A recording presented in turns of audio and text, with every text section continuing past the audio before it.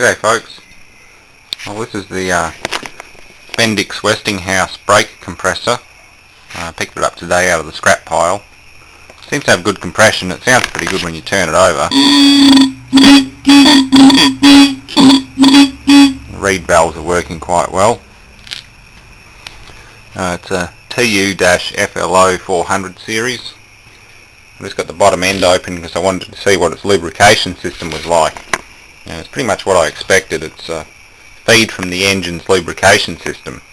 It's designed to mount on a truck or something like that, and it's sort of a total loss back to the engine crankcase through that drain there, and gets purged back into the engine's lubrication system.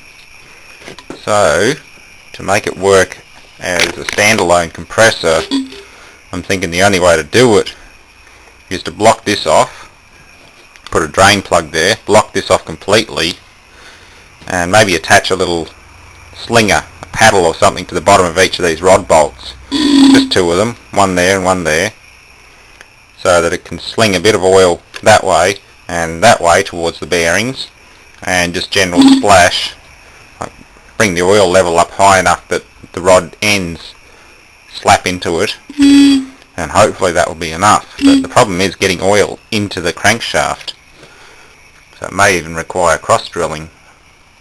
This is designed to feed oil right through the crankshaft and to the bearings.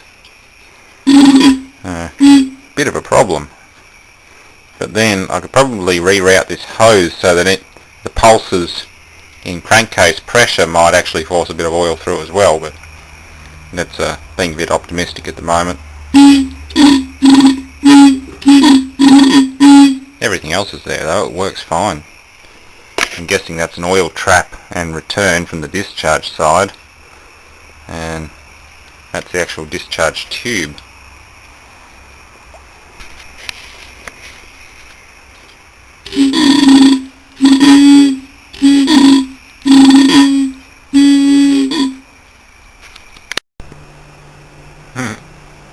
We have an interloper. Hello Mr. Kitty. You don't have a collar on or an ID tag. If you're not microchipped, then, well, what are you doing here?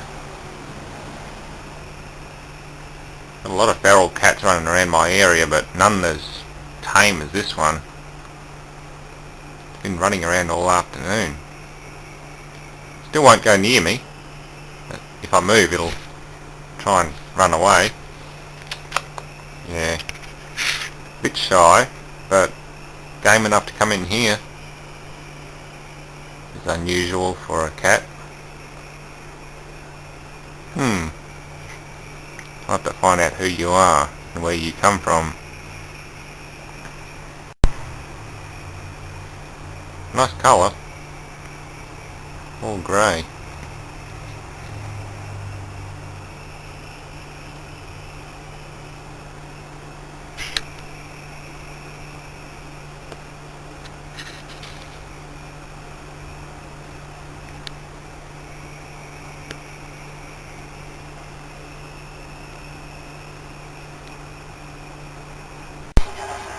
Now I've taken the oil lines off it, and that's actually not an oil line. That didn't have oil through it. I'm guessing it was air or water or something. Got these little brass strainer things stuffed inside this elbow. There's one of them.